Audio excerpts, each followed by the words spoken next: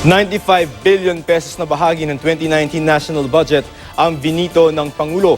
Bukod sa kinikwestiyon na mahigit 70 billion pesos na isiningit umano ng Kamara, hinarang din ng Pangulo ang mga insertion umano ng ilang mga senador.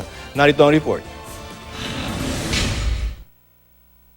Hindi lumusot kay Pangulong Rodrigo Duterte ang mga item na pinapavito ng Senado, ang kanilang inireklamong 75 billion pesos na ginalaw umano ng House of Representatives matapos maaprubahan ng budget at umano pinagparte-partehan ng mga kalyado ni Speaker Gloria Macapagal Arroyo. Those are the so-called insertions, riders. They are not part of the program by the DPWH. And it violates the Constitution.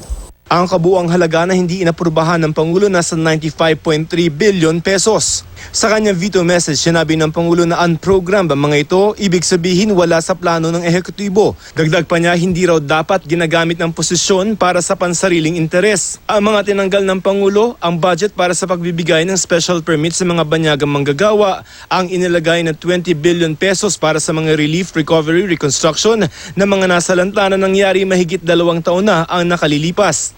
Ang unprogrammed appropriations para sa Coconut Farmers and Industry Development Fund, a special road safety fund na nasa ilalim ng kalihim ng DPWH kasunod ng pagbuwag sa road board. Kaya ang imunungkahing 3.757 trillion na budget magiging 3.66 trillion na lamang. Sa desisyon ng Korte Suprema noong 2013 laban sa pork barrel, idineklara nitong illegal ang anumang lump sum o bulto-bultong pera na isiningit ng mga kongresista sa budget para sa mga proyektong ang mga kongresista rin ang nag-identify o nagsabi kung para saan. They are in violation of the Constitution, whether you call it pork or beef or meat or fish. The message is always you follow the Constitution.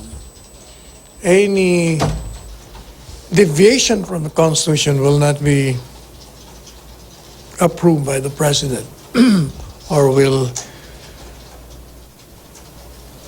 not be tolerated. Hindi naman na nagulat si Speaker Gloria Arroyo sa desisyon ng Pangulo. Even me, I used to line veto the budget. I always used to be, every year I partially veto the budget. So it's done and we trust the President. It's done. Tanong naman ni House Appropriations Committee Chairman Rolando Andaya, natira naman daw ba sa budget ang pork ng Senado? Itinanggi ni Senate President Tito Soto na may pork barrel ang ilang senador sa budget. Karamihan ng amendments sa Senado, una sa lahat, institutional amendments at karamihan advocacy. Katulad ng mga hospital facilities enhancement program, yung mga AFP modernization program, pambili ng mga helicopter, hindi pa pwedeng pork yung